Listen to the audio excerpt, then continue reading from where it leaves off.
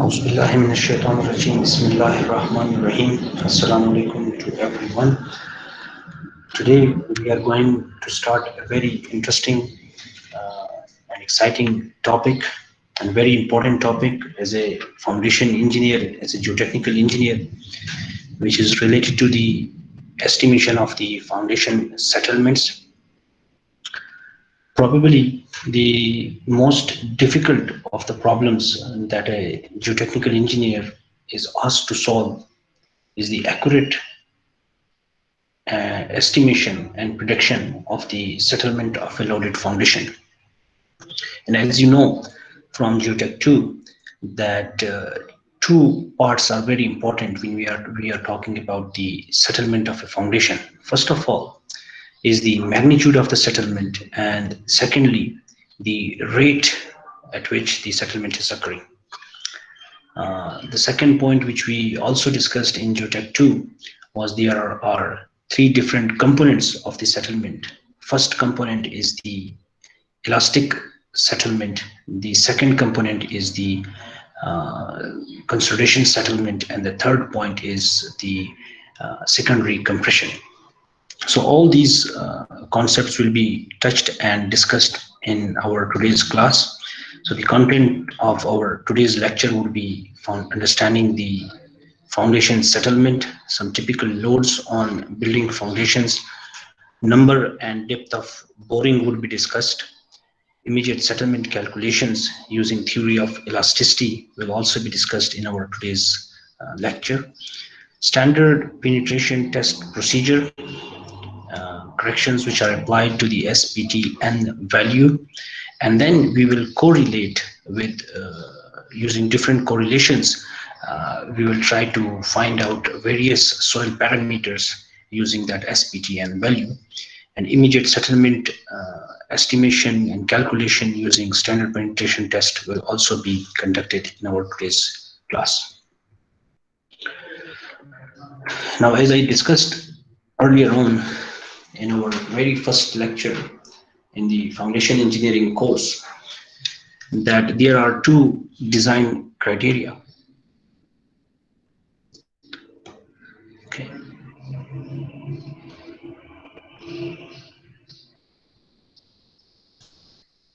First is the shear failure criteria, or the ultimate, where we find out the ultimate bearing capacity using Terzaghi's and Wehrhoff bearing capacity equations and theories. The second criteria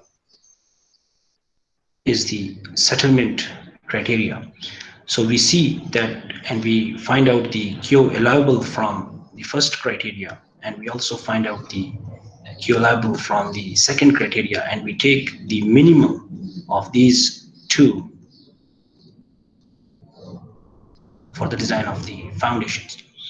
Now, why we do that? Because we want to avoid all the problems which can happen due to the excessive settlement. And what are these problems? So excessive settlement can result in structural damages of buildings, and these can cause several nuisances such as sticking doors and windows. Cracks can also occur in the tiles and plaster. Excessive wear and tear of the equipment failure can also occur, or misalignment can occur for the machine foundations. Now, in most cases, settlement criteria would govern the design of the foundation. But please kindly note down that as a geotechnical engineer, we try to get the best estimates of the settlement. Now, if we calculate, for example, the settlement equal to 10 millimeter, now for most of the cases, if the real settlement which is occurring is 5 millimeter or 20 millimeter, so they are in tolerable range. But as a geotech engineer, what we really don't want is that if we estimate that the settlement of the foundation would be 25 millimeter, but in reality 100 millimeter would be occurring. So that's significant difference and significant variation. So in order to do that, we usually do the best estimates or the accurate prediction of those settlements. Now, what are the two major problems as a geotech engineer we face to estimate or calculate the settlement?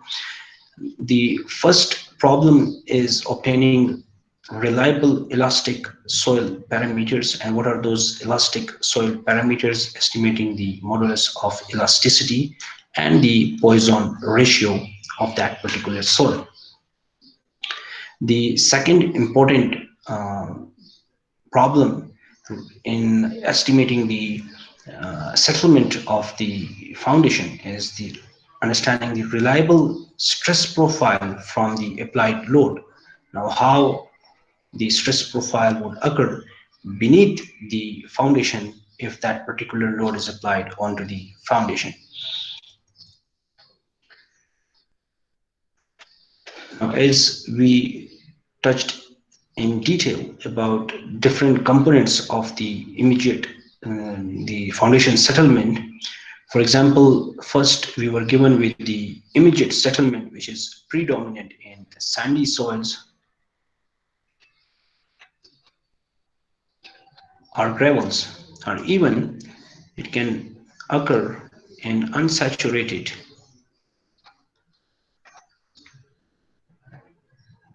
clays. Now, the consolidation settlement is predominant in saturated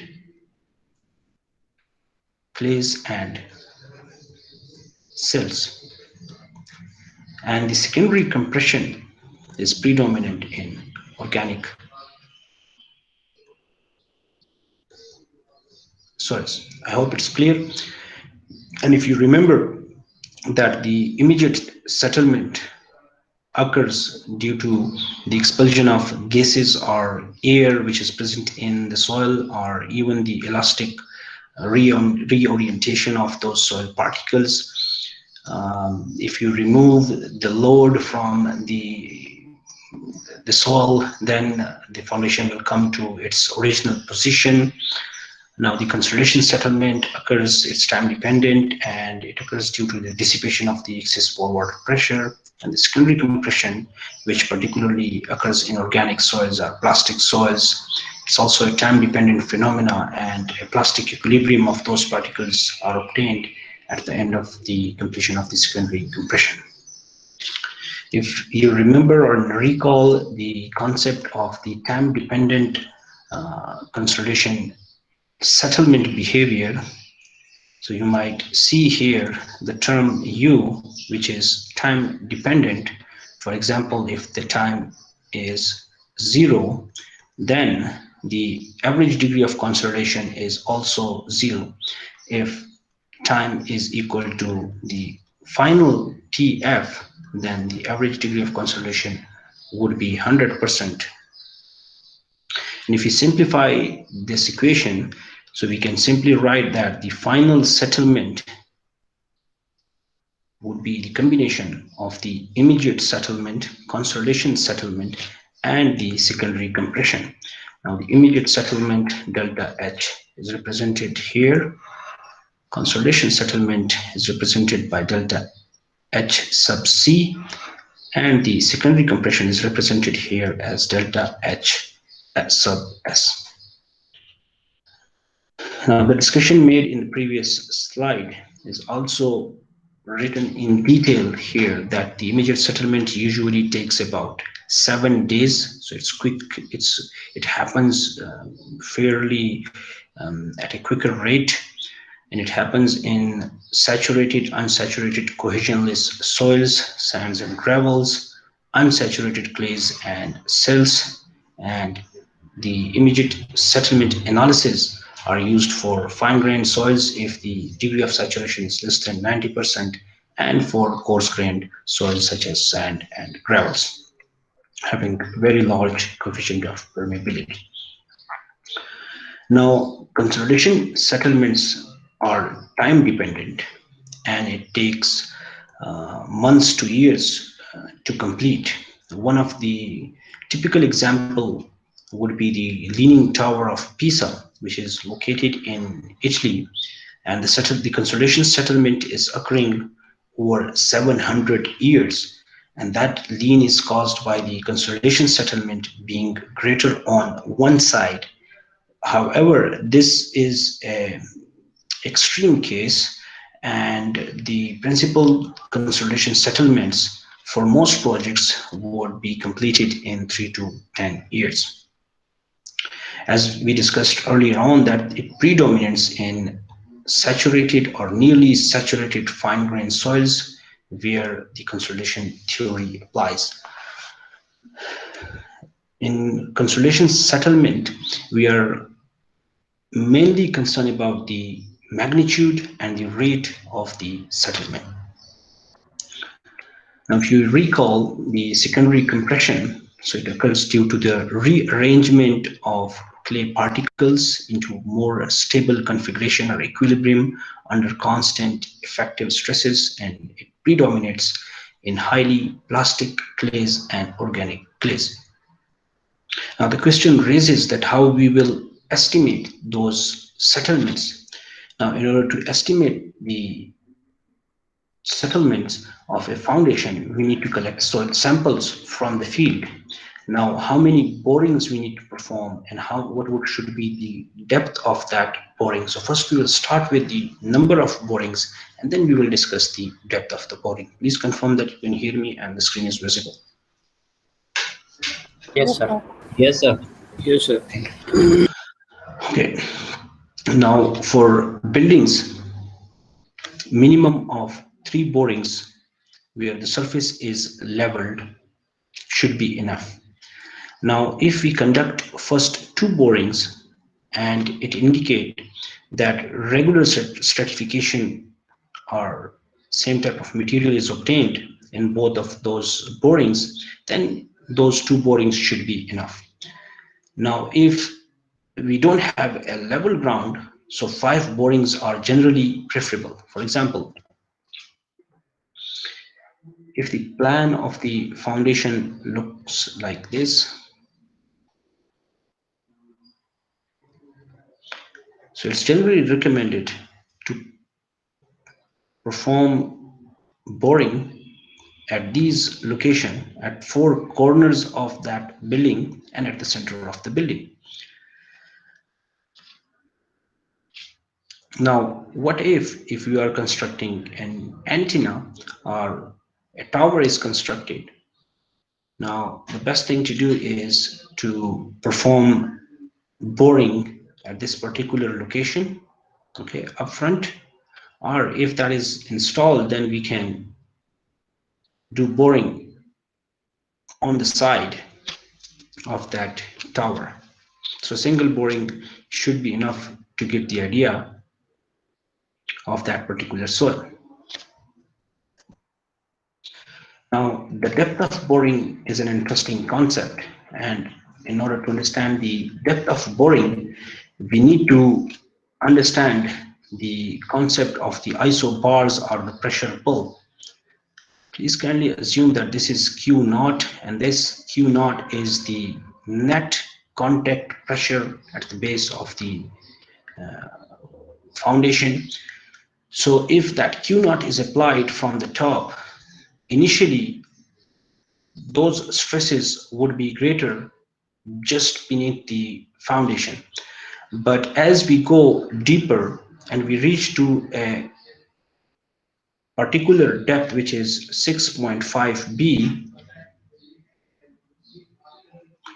for the strip footing, this net contact stress would be reduced to 10% or less at the depth of 6.5 B. Now, what does it mean? It means that, for example, if 100 kilopascal of Q naught is applied, so at this particular depth of 6.5 B, 10% of Q naught would be applied. Now, as a geotech engineer, at least we need to know the soil properties in this particular depth. Okay, now for square footing, here contact stress, which is Q naught, is applied. This 10% of the Q naught would occur at 2B, and B is the width of the foundation. Now for circular footing, we can take that 10% of Q naught at 2 into diameter of the circular footing. Now these assumptions, approximation or estimation of the depth of the boring sounds a bit theoretical. Now when we are doing the design of the buildings, the footing sizes are seldom known in advance of the borings, and a general rule of thumb is that we take 2 times of the least lateral dimension of the plan. Okay, what does it mean? It means that if we are given with the plan of the building and we see the least lateral dimension or the width of this plan is equal to 30 feet, so we need to go at least 60 feet. But that might also raise a few questions in our mind, that for example, 1-story building or warehouse and department store, it's not reasonable because the load is not too much there, and that's why it's better to go to the depth of 6 to 15 meter. On the other hand, if we are constructing high-rise building on the same area, it's recommended that we need to touch the competent or hard soil stratum, and in most cases it is also assumed that at least one boring should be done, or it should be terminated at the bedrock where the refusal of the SPT test would occur. And then we will discuss that what is refusal and how we will estimate the refusal, what are the conditions for the refusal of the standard penetration test. Now coming back to the immediate settlement estimation. So first we are going to use the theory of elasticity, and then we are going to discuss the standard penetration test, that how we can estimate the immediate settlement of the foundation.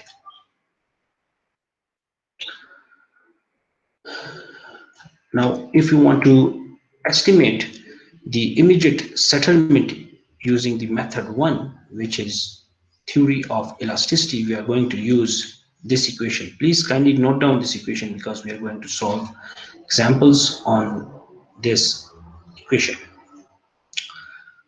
Now what is delta HI? It's the immediate settlement. Q naught is the contact pressure or the stress which is applied, and this is the net contact pressure which is applied under the footing, and the units of this would be same as for the modulus of elasticity. What is B prime? B prime is the least lateral dimension of contributing base area, and the units of this B prime should be equal to the delta HI or the immediate settlement. ES and mu is equal to the elastic soil parameters, which is usually given in the problem, and M is an important parameter, and it gives us the idea that how many corners are contributing to the settlement. For example, if in a question it is asked that you need to find out the immediate settlement under this corner or any corner of this footing, then the m value would be equal to 1, and you can clearly see that the L prime would be equal to L and B prime would be equal to P. Now in another question it might be asked that you need to find out at the side and beneath that portion, that side, you need to find out the immediate settlement. Now you will divide this area into two rectangles like this. If you're finding here or if you're finding here, m would be equal to 2 and L would be equal to L prime, but B prime would be equal to B by 2. And if in another question, if you are asked that you need to find out the immediate settlement beneath the center of this footing, so you will divide this area into 4 parts and m will be equal to 4, and m, as I explained earlier on, is the number of contributing corners for finding the immediate settlement. I is the shape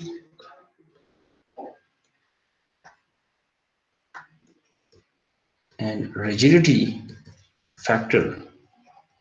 We will discuss that in detail in coming slides. Now, what should be the thickness of the layer or the depth of stratum, which is used in calculating or in finding the shape and rigidity factor. For example, if you are experiencing the hard stratum at a particular depth h, so this you can easily take as the depth of that hard stratum.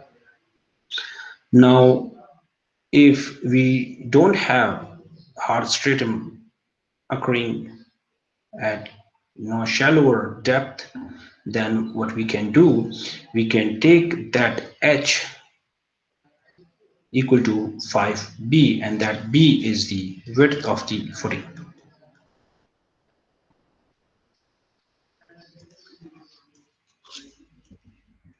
Now we can also take the hard stratum. For example, if we are given with the 5b concept or the depth to where a hard stratum is encountered, and now we need to define what is a hard stratum. For example, the modulus of elasticity of one layer is 10 megapascal, and the modulus of elasticity of the another layer is 100 megapascal. So this should be considered as the hard stratum. Okay, that's the definition. So we need to calculate both 5b and this concept of 10 ES, and the minimum of that would be taken as the depth of the hard stratum. If you want to find out the weighted average of the modulus of elasticity, so what we can simply do, we will multiply the E1 with the Z1 or the depth of that particular layer if we are experiencing different types of layers in the field, and we will definitely experience different types of layers. We can also multiply E2 and Z2, we can multiply E3 and Z3, and this would be the depth of the layer, 3 layers, which is equal to h in this case. So please kindly note down this equation as well, because we are going to use this in solving example. Please confirm that you can hear me and the screen is visible. Yes, sir. Thank you. Now, as I discussed earlier on, that I is the shape and rigidity factor, and this factor is derived from the theory of elasticity to account for the thickness of the soil layer, shape of the foundation, Theoretical values of I can be obtained using various situations which are given in this table. For example, if we are find out the depth of the layer, we can also find out the B prime. So H by B prime ratios are given here, and the L prime by B prime ratios are given here. If the Poisson ratio is given for a particular soil in the problem, so you can easily obtain, for example, H by B prime, if it's equal to 1.5, then if we assume that the Poisson ratio is 0.33 and the L prime divided by B prime ratio for this case equal to 5, so we can come here and the I, or the shape and rigidity factor, would be equal to 0.25. But we will face few challenges here that we need to encounter if we don't get the exact H by B prime and L prime by B prime ratios there. So what we need to do, we need to, please kindly unmute your mic, Irfan. Irfan, please kindly unmute your mic. Sir, muted, sir. Okay, thank you. It's done.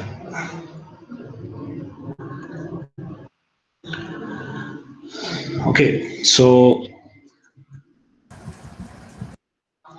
here an example is given where the Q naught, or the net contact stress, which is applied at this foundation level or depth of 3 meter, is equal to 134 kilopascal. B into L, the dimensions are given 33.5 into 39.5 meter. Modulus of elasticity for the first layer, for the sandy layer, is also given as 42.5 megapascal. And for the clay layer, it's 60 megapascal. Now, the depth for each layer is also given. Now we need to find out the immediate settlement under the center of the footing, okay? Under the center of the footing, which means that M will be equal to 4. Okay, 4. M would be equal to 4. Thank you. Okay, so we can simply use this equation to find out the weighted average of the modulus of elasticity, and you can confirm using calculation that we will come up with a value of 55 megapascal. H, which is the depth of the layer to the hard stratum, is 3 plus 8, so it's 11, and B prime we can simply obtain it dividing the 33.5 divided by 2, it would be 16.75 meter. Now the H by B prime value would be 0.66, but we can assume 0.7.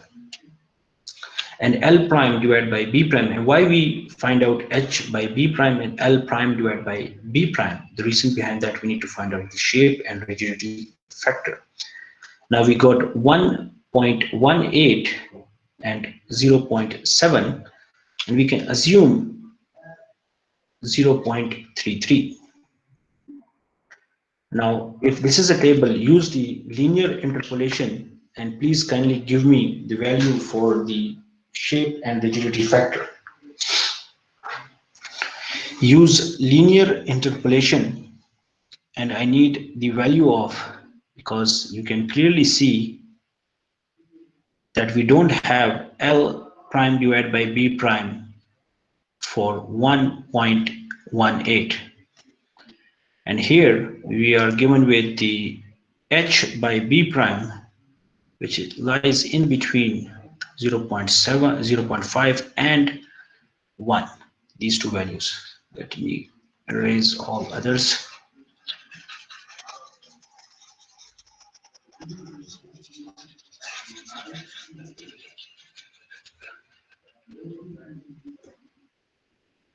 Okay, here L prime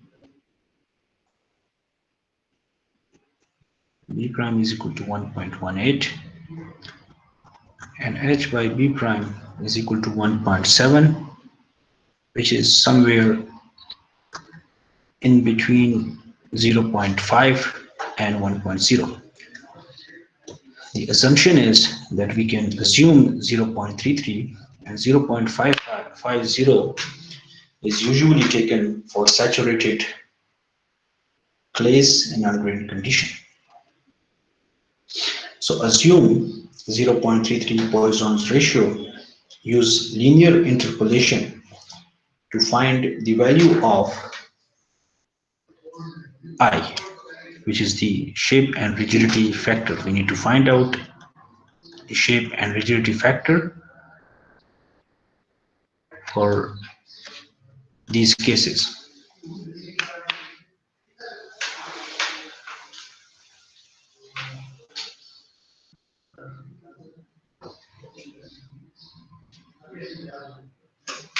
linear interpolation पढ़ी है ना numerical analysis में?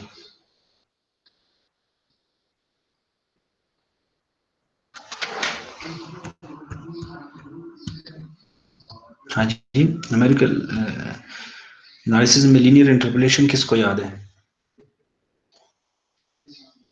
Linear interpolation हम कैसे करते हैं?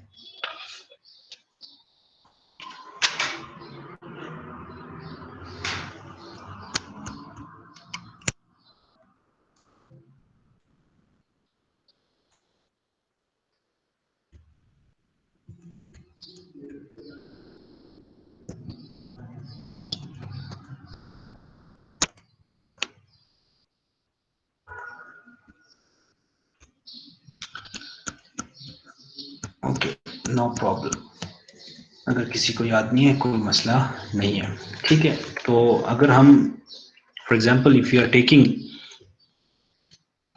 I for the time being, it's equal to 0.128 after interpolation, and I've explained that how we got this shape and rigidity factor. Now delta H can easily be calculated using this equation, and we will come up with 0.0175 meter or 17.5 millimeter. Now here the concept of the linear interpolation is explained, and before going to that slide you can solve here as well, that for example if we are given with the x1 and y1, and in our case x1 would be equal to 0.5, which is the h by b prime, and x2 is 1, which is the h by b prime as well, a ratio. Now the x value which we got for the h by b prime is 0.7. Now we need to find out the y value, because that is the value which we are looking for. y1 is 0.09 here. Let me show you here 0. You see here that's 0.5 and 1.0, and for 0.33 Poisson ratio for L prime divided by B prime, if it's equal to 1, so the y1 and y2 would be equal to 0.09 and 0.19. Okay, please kindly note down this equation. I have simplified it for you, this one. Okay, so please kindly note down this equation: y is equal to y1 plus x minus x1, y2 minus y1, x2 minus x1. So if you linear interpolate, so you can easily get this y value which is desired in our example. But we will only get this value if we linear interpolate. We will get this value, and now we need to do linear interpolation in between these two values as well. समझ आ रही है कि नहीं आ रही है? ठीक है, तो आपको ये वैल्यू मिल जाएगी जब आप लीनियर इंटरपोलेट करेंगे।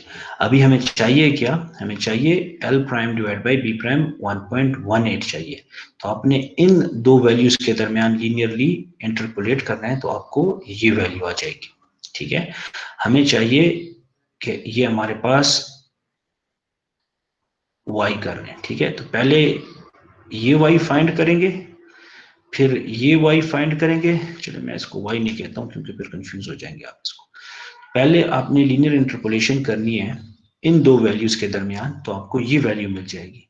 फिर आपने इन दो वैल्यूज के दरमियान लीनियरली इंटरपोलेट करना है x1 और x2 और x की वैल्यू सेम ही रखनी है, फिर आपको ये वैल्यू मिल जाएगी। फिर आपने इन दो के दरमियान लीनियरली इंटरपोलेट करना है, तो आपको 0.128 की वैल्यू मिल जाएगी, जो कि यहाँ पे इनने यूज की है।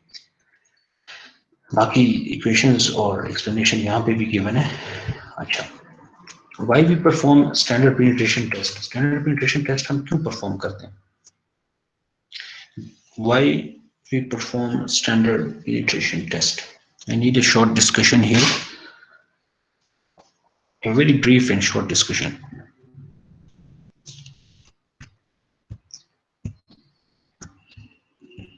जो टेक 2 में हमने परफॉर्म किया हुआ है ना कि नहीं? लोगों ने परफॉर्म नहीं किया? नहीं सर, हमने परफॉर्म नहीं किया सर। अच्छा, थोड़ा बहुत सुना है इसके बारे में कि स्टैंडर्ड पेनिट्रेशन टेस्ट होता क्या है?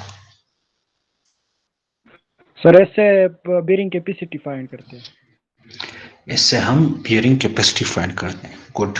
यहाँ से हमें मिलता क्या है? मतलब ये कि सबसे पहले मिलता क्या है, फिर हम उसके बाद बियरिंग कैपेसिटी फाइंड करते हैं। सर यहाँ से पेनिट्रेशन मिलता है सर। स्टैंडर्ड पेनिट्रेशन n की एक वैल्यू मिलती है और फिर उसके बाद हम उससे bearing capacity of the soil find करते हैं। गुड। और कुछ सुना हो, आपको कुछ याद हो? जो टेक 2 लैब में आपने इसको पढ़ा नहीं है? थिंक सो, ये तो जो टेक 2 लैब के कोर्स में मौजूद है। Okay, no problem. I will explain. So in the standard penetration test, it's a widely used test, and there is a history and reason behind that. As a geotechnical engineer, we want to know that what type of soil is present beneath the foundation, or if you are constructing a building or a dam or even an embankment. So standard penetration test is performed to get the standard penetration n value, and then we can correct the SPT n value. I can write somewhere. Yeah, SPT standard penetration n value. Then we can apply few corrections, and then we can use the correlations. Correlations are basically equations which are proposed by various researchers in the past, that we can get soil parameters. Okay, soil parameters can be obtained using those correlations. But first we need to understand that how this test is performed. So we are given with the tripod, a rope is given, a standard hammer. There are various types of hammers based upon the location and the countries and the regions. They use different types of hammers. Usually the weight is 63.5 kilograms. A guiding rod which will guide to apply those blows. So manually, if you are performing this test, so you will raise the hammer approximately, that is 30 inches, and an anvil is there, and the blow would be applied onto this anvil, and this rod will penetrate into the soil.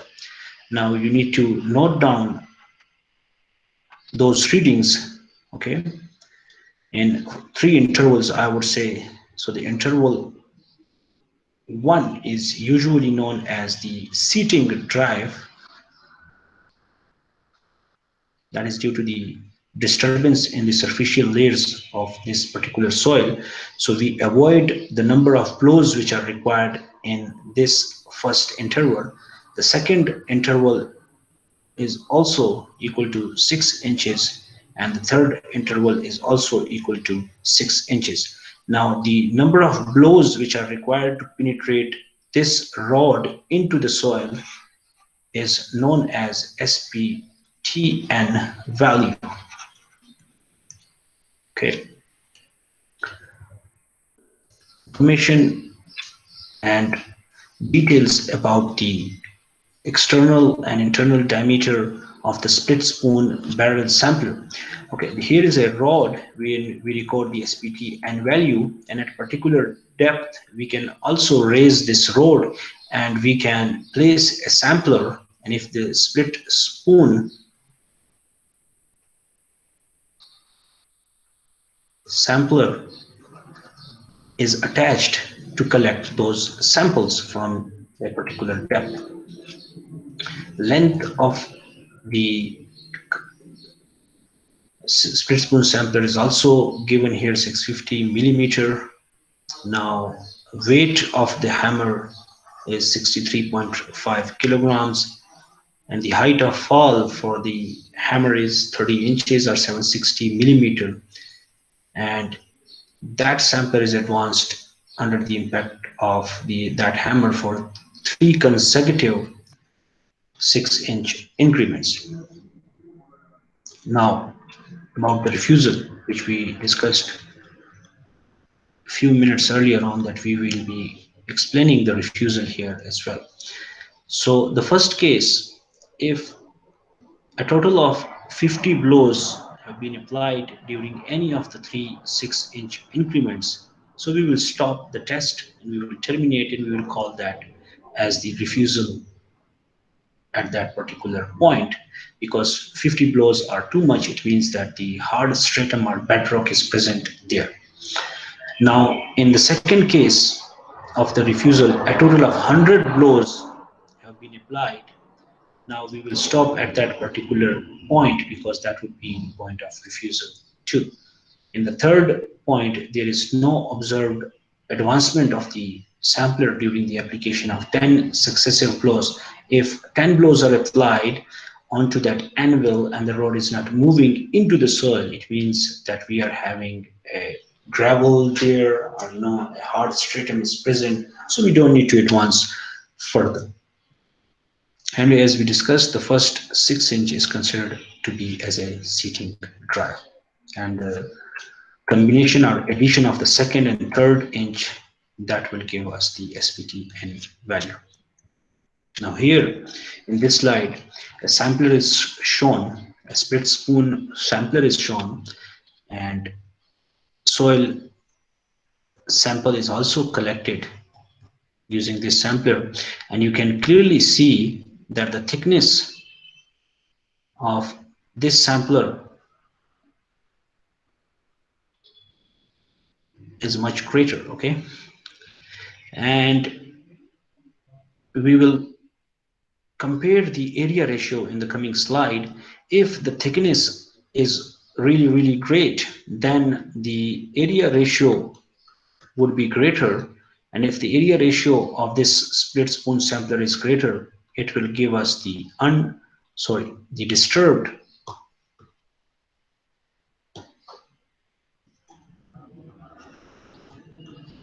disturbed samples. Okay, and we are not recommended that we need to perform advanced geotechnical testing like Rigidity testing, resonant column testing, or bender element testing, or to find out the small strain stiffness behavior. So it's better to perform the moisture content or grain size distribution on the disturbed samples. Rather, we can use the Shelby tubes here, or the thin wall tube sampler, to get the undisturbed, relatively undisturbed samples. Please kindly note down this equation as well to calculate the area ratio, and this is dependent upon the outside diameter and inside diameter of the sampler. And if the area ratio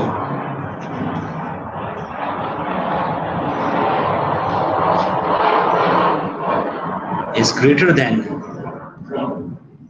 10%, we will be having disturbed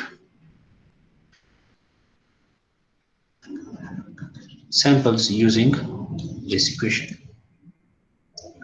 Now we will calculate the disturbance caused by the split spoon sampler, or we can call that area ratio as well. Okay, and you can clearly see that using the outside and inside diameter of the sampler, this is way too much than the 10%. So this will give us the disturbed sample. And if we see here, thin walled tube sampler or shell by tubes, the outside and inside diameters are given, and if you use this equation, we can clearly see that they are reasonably close to 10%. So we can say that Shelby tubes will give us relatively undisturbed samples. Different types of hammers are also used depending upon the region and country. Pin weight hammer, safety hammer, which is used in US, and donut hammer, they are used in Pakistan, Japan, China. Okay, so these countries usually use the donut type of hammer where the weight is lifted till this point, okay, and then it is released and it will hit the anvil here, and that rod will go into the soil, or the sampler will go into the soil. Now, based upon different types of SPT and different hammers, the efficiency or the SPT hammer efficiency could be different, and we need to compare the theoretical input energy with the actual hammer energy, and the theoretical energy can easily be calculated using the weight and the height of the fall, and the weight of the hammer is equal to 0.623 kilonewton or 140 pounds, and the height of drop is equal to 30 inches or 0.76 meter. So we will get the theoretical energy using this equation. Now the hammer efficiency of the first equipment. Now, for example, we are given with two different setups and the having different hammer efficiency. The hammer efficiency for equipment number 1 is 60%, and the hammer efficiency of the second equipment is 70%. This is usually given in the problem, and also it's given in the table as well. Now we need to discuss that how we can interrelate, or we can find out if one value is given, now how we can get for the another efficiency that particular SPT n value corresponding to the 60 or 70% of the efficiency. So if you use this equation, and please kindly note down this equation, it's very important. So if a value is given for the N60, for example, it's 12. Now we need to find out the N70. So we simply use this equation,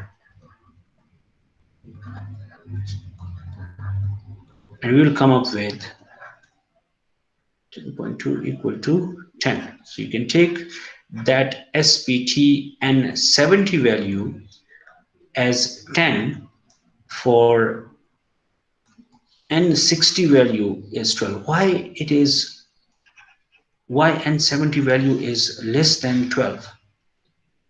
What is the logical reason behind that? N60 value is 12 and N70 value is 10. Why is that? Because sir, the hammer is more efficient, so we will need Perfect. less number. Perfect. Thank you very much. Yeah. Now, we would be talking about the SPT N value, and then we would also be talking about the N60 value. Then we will be talking about N160 value, or I would say N70 and N170. So you will see these types of symbols which are used for a single SPT and values, but these are totally different because different corrections are applied. And why we are seeing these types of different symbols there, the reason behind that is SPT was used in Japan, SPT was used in China, and SPT was used in Canada, and SPT was also performed in USA and all around the world. Now, the efficiencies were different because they were using different setups, different hammers were used.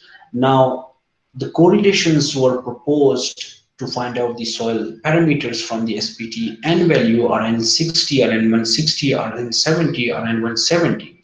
Now, we cannot ignore all these parameters, all these values there, and because a huge database is present to correlate the soil parameters, to find out those soil parameters.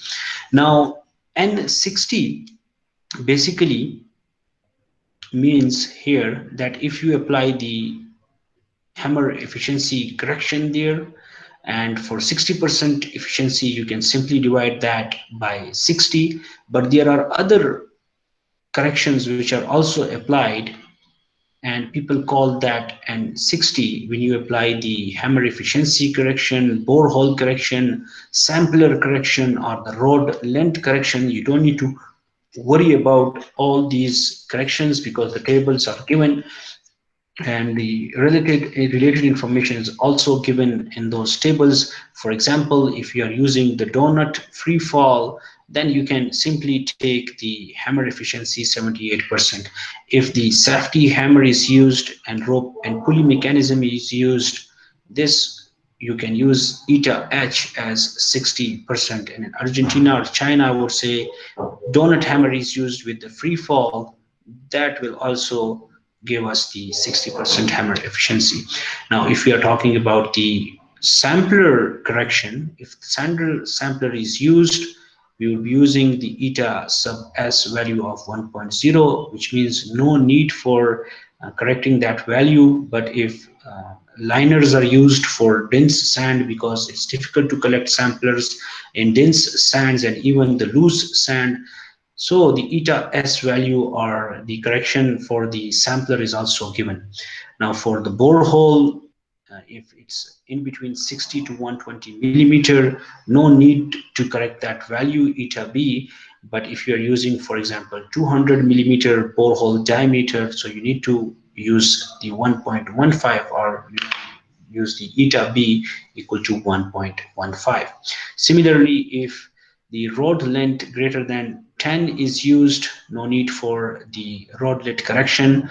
But if 5, for example, it's used, then 0.85 must be multiplied in the previous equation, which is here, to find out the N60 value. Now, for the overburden correction in granular soils, we studied in Geotech 2 and in Geotech 1 as well, that at this particular point, and at this particular point, and at this particular point, if you want to find out the gamma into z and sigma naught gamma into C here. So that would be gamma prime into Z. Now, if you want to find out the SPT n value here, SPT n value here, and SPT n value here, so this n value would be greater than this one, and this n value would be greater than this one. The reason behind that is that overburden pressure is applied on top of this particular at this particular depth. Now we need to correct that as well, and that value is known as N160. So if we apply all those hammer efficiency correction, energy corrections, and if you apply the borehole length correction, rod length correction, now that CN correction is basically the overburden correction, and that has been recommended for foot-pound second system. If you are using sigma naught prime, so you can use this equation, and if you are using the SI system, and if the sigma naught prime is given in kilopascal, then you can use this equation to apply to find out the N160.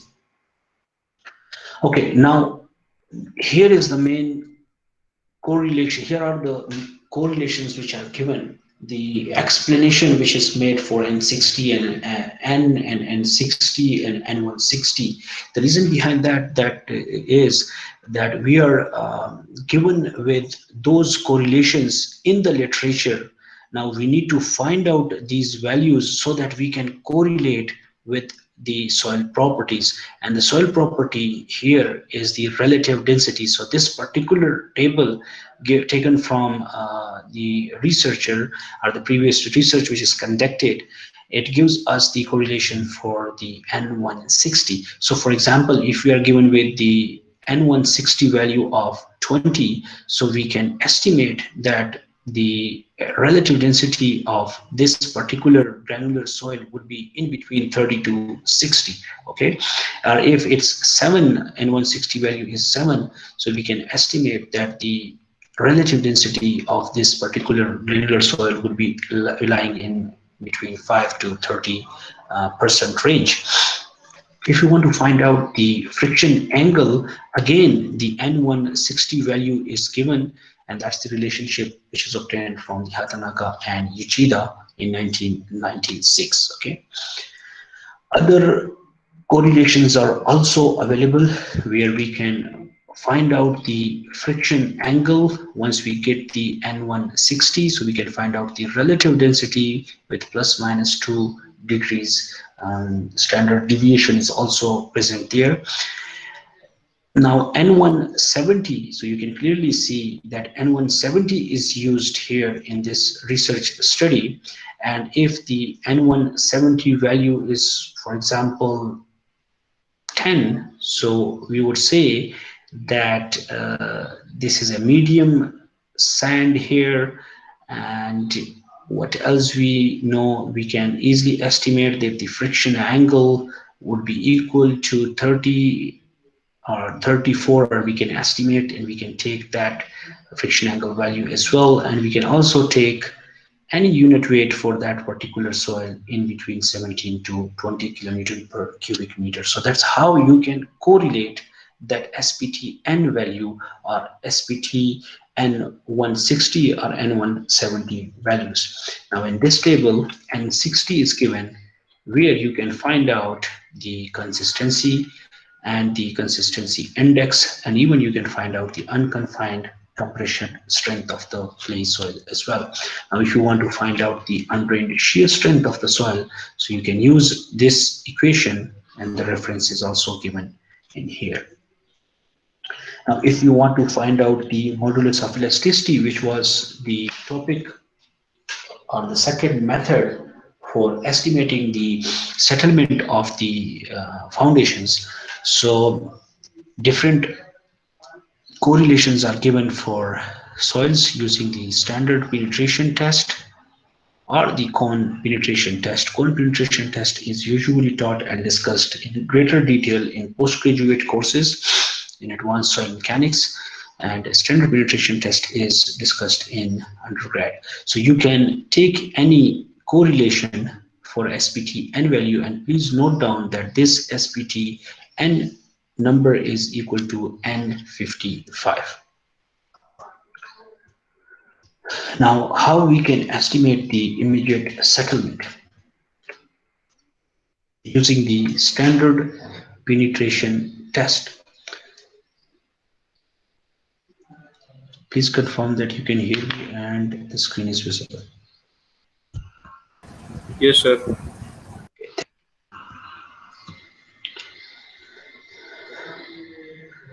Now, we discussed about two design criteria, and two design criteria were the shear failure criteria and also the settlement criteria. And in settlement criteria, we discussed about the immediate settlement, that there are two methods to find out the immediate settlement. One is the theory of elasticity, where we can take the weighted average, where we can take the M, which means that the number of contributing corners under the to where we want to find out the settlement. I shape and rigidity factor. Now there is another method to find out and estimate the immediate settlement using standard penetration test.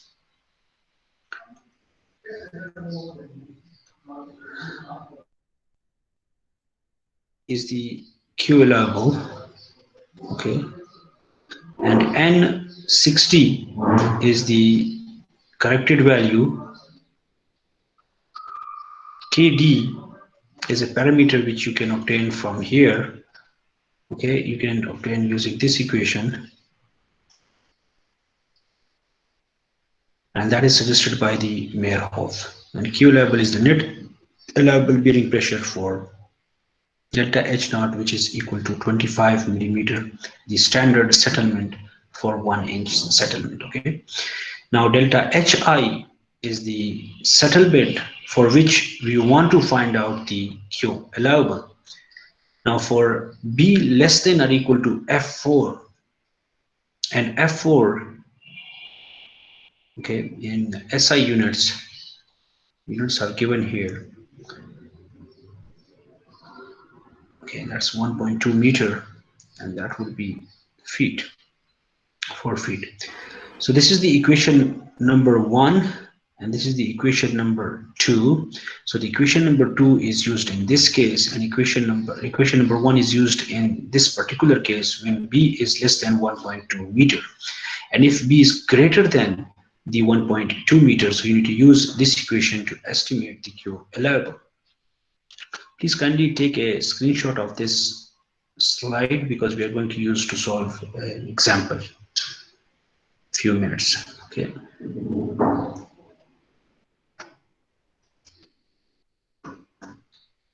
We can take the average of the n value and we can divide by the n there.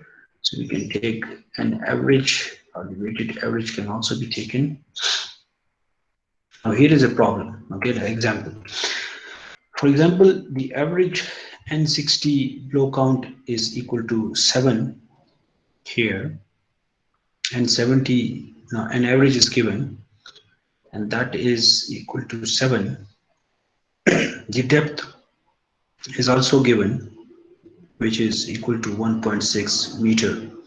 The blow count average from the range of 1 to 4 meter depth. We need to find out the allowable bearing capacity for a 40 millimeter settlement. Okay? So delta HI is equal to 40 millimeter. Now we need to also present the data as a curve for Q allowable versus B, and how the allowable bearing capacity changes with the change in the width of the foundation. Please kindly try and assuming B equal to 1.5 meter first, and the KD is 1 plus 0.33 D by B, which should be less than or equal to 1.33. If it is greater than 1.33, now here in this case it's 1.35. Now we will assume the KD value 1.33. Is it clear? Please confirm. Yes, sir. Okay.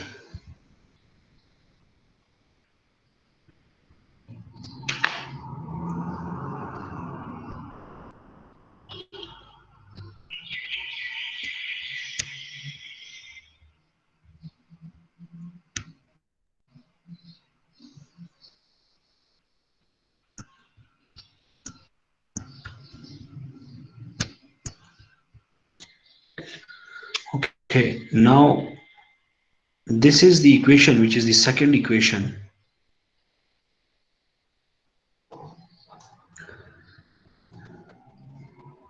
Which we discussed here, that if B is greater than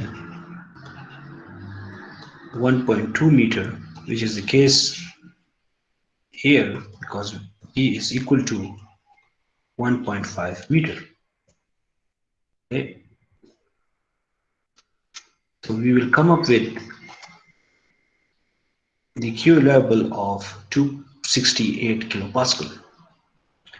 Then if we assume B equal to 2 meter, and we will calculate KD is less than 1.33, so it's okay, we will select this KD here in this particular equation. So use this equation again, so you will come up with the Q level of 234 kilopascal. And if we calculate, we will come up with for different P values, we will come up with the Q allowable values, and we can plot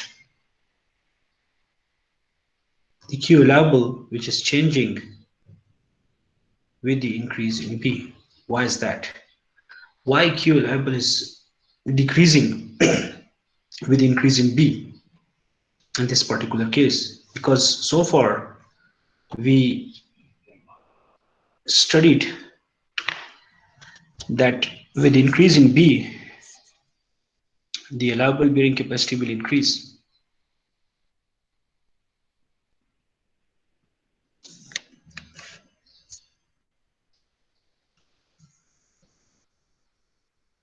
Why is that?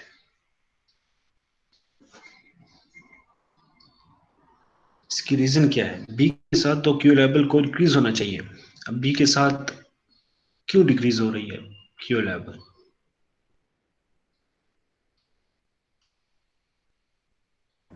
Sir, maybe it depends upon the type of soil we are using here in this example. अच्छा, type of soil. Any other thoughts?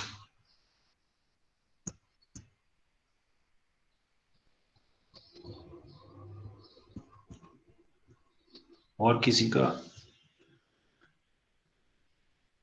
Q level क्यों B के साथ कम हो रहा है? Excuse me. Sir शायद B के एक फिक्स वैल्यू के बाद सर फिर ये क्यू एल सर डिक्रीज होना चाहिए. देखिए, we are talking about here for the particular settlement which is 40 millimeter. Okay, we can see for 1.5 meter how much stress is applied. 265 kilopascal. Now what should be the settlement here? For 40 millimeter. Now for 10 meter of the width of the foundation, the stress applied to reach that particular 40 millimeter would reduce, which is 156 kilopascal, because to be for this particular soil, the foundation would be 20 meter, and 2B for this particular soil would be equal to 3 meter. Okay, now if we want to find out the bearing capacity for the shear failure criteria, obviously it will increase. Agree? For the shear failure criteria, the bearing capacity or the Q level will increase with the increase in the width of the foundation. Now, there is an intersection point here. So what criteria will govern when B is less than from this intersection point and when B is greater than from this intersection point, or I would say 3 meter. So in this portion, shear failure criteria would govern. And how is that? The reason behind that is you can clearly see that we will get two Q allowable values, Q allowable from shear failure criteria and Q allowable from settlement failure criteria, and you can clearly see the minimum of the value is taken from the shear failure criteria. However, if we look into the right side of this figure, so we will obtain Q allowable from settlement criteria and Q allowable from the shear failure criteria. So this is the minimum value of the Q allowable from the settlement criteria, which is governing the design of the foundation. I hope it's clear. समझ आ रही है कि नहीं आ रही?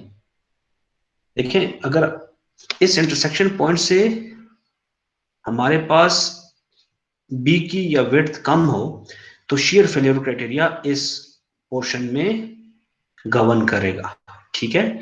और इस portion में हमारे पास सेटलमेंट का जो क्राइटेरिया है वो मिनिमम Q allowable देगा, तो वो गवर्न करेगा। प्रॉब्लम सॉल्व करेंगे तो रिपोर्ट आपको समझ वहां पे भी आ जाएगी। आ रही है समझ के नहीं आ रही? खामोश क्यों हो गए? Yes, sir. Okay, thank you. Yes, sir.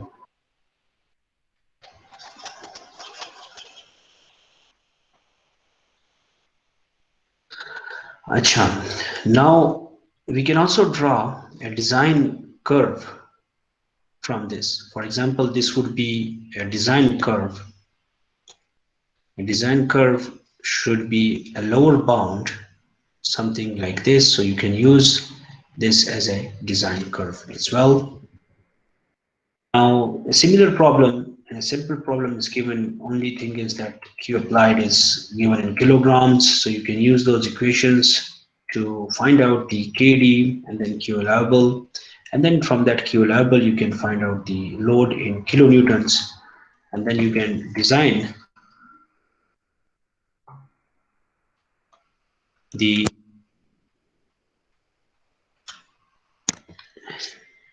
load required, which is 1000 kilonewton load can be taken by the width of 2.3 meter of the footing. There is also another example which is given based upon the using different correlations from the table there. So this is the raft footing which is placed at this particular location. Q ultimate is given, unit weights are given, and 70 average is given, and 70 average for different layers are given. So you will use the shear failure criteria and the Tirzagi's equation and Mayhoff bearing capacity factors are used, shape factors are also used. So you will come up with the safe bearing capacity using the shear failure criteria, and then you will use those equations which we studied in chapter number 2. You will come up with the shear failure criteria Q safe, and also use the theory of elasticity to find out the weighted average there, and we will assume the B, and then you will find out the H by B prime and L prime divided by B prime. We'll use the concept of the linear interpolation, and using the theory of elasticity equation, so you will find out that Q naught would be equal to 204 kilopascal. So now you can clearly see in here that the Q safe is 334 kilopascal in the shear failure criteria and 204 kilopascal in the settlement criteria, and the minimum of these two we would pick, and the settlement criteria is governing in this particular case. Please kindly solve these two problems at home, and thank you so much for listening very patiently. Now we will move towards the question and answer session.